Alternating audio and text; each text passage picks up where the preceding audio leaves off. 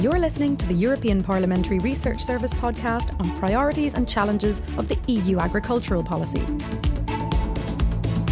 The Common Agriculture Policy is one of the EU's oldest policies. It is deeply rooted in the European integration project and has been reformed on many occasions to be better able to respond to the challenges of the time. Today's CAP is a multifunctional policy supporting market-oriented, sustainable agricultural production whilst keeping rural areas alive. But what kind of agricultural policy do we want for the future? Join the debate. With close to 40% of the EU budget assigned to it, the Common Agriculture Policy supports European farmers in meeting the needs of 500 million Europeans. Its main objectives are to ensure a decent standard of living for farmers and a stable food supply for consumers. Because of its longevity, the CAP has changed a lot since it was established in 1962, and it continues to change today. One of the major reforms took place in 2013 when 3 new objectives were set to ensure viable food production, the sustainable management of natural resources, and the development of vibrant rural areas throughout the EU. Although its initial objectives are still being pursued, the weight given to the different objectives and the instruments to achieve them have changed considerably, with sustainability becoming the key word. Over the years, the Common Agriculture Policy has moved away from supporting product prices to supporting producers' income and rural development. Whether or not the current objectives and instruments need to be changed in the future is the subject of intense debate. But before entering into this discussion, let's look at the situation today.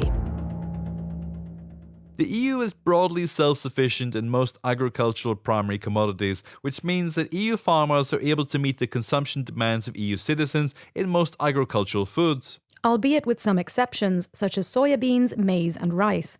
But we are big producers of wheat, milk powder and pig meat. We are also the second largest exporter of agri-food products in the world, and according to the Commission, over the next 10 to 15 years, 90% of additional global demand for agri-food products will come from outside Europe, so there's a growing market for European farmers out there. Today, the EU counts around 10.8 million farms, most of them small family-run farms, which are passed down from one generation to the next. But increasingly volatile agricultural markets and falling agricultural prices tend to discourage many young people from taking over their parents' farms, so the number of farmers is decreasing steadily. In 2013, the sector employed 22 million workers, 3 million fewer than in 2010, and close to a third of them are more than 65 years old, so something needs to change in order to keep the EU's farming sector alive. The question is, what? The reform of the CAP for the post-2020 period is today the subject of intense discussions. In February 2017, the Commission launched a 3-month public consultation to test the ground for further simplification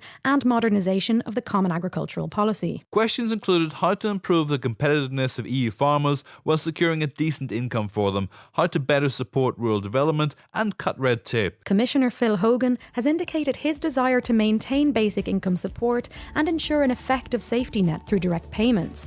Other priorities are moving towards more sustainable farming practices and attracting young people to the farming business. But what's the position of member states?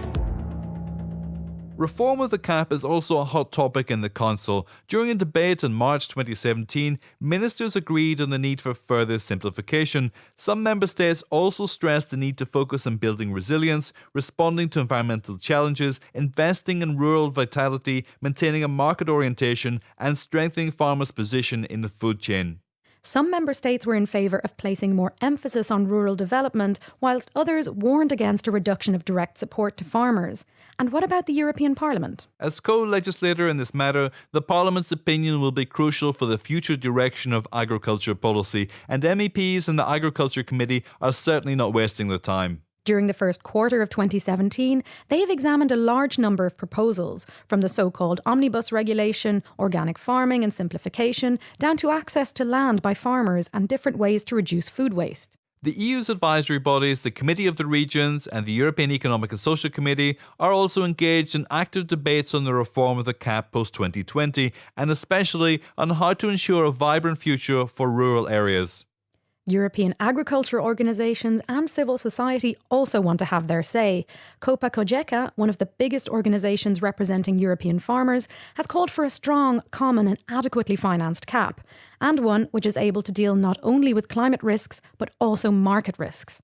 In March 2017, over 150 European civil society organisations and NGOs came together to demand better food and farming policies for Europe, so we can expect a very lively debate for the years to come. Certainly, and proof of this can be seen through more than 320,000 online responses to the European Commission's online consultation, which closed in early May. Now the Commission will need to examine all these contributions, and we expect to hear more before the end of the year. In the meantime, the ball will be in the court of the Estonian presidency, which takes over from Malta in July. We wish them all luck in steering the debate. You're listening to the European Parliamentary Research Service podcasts.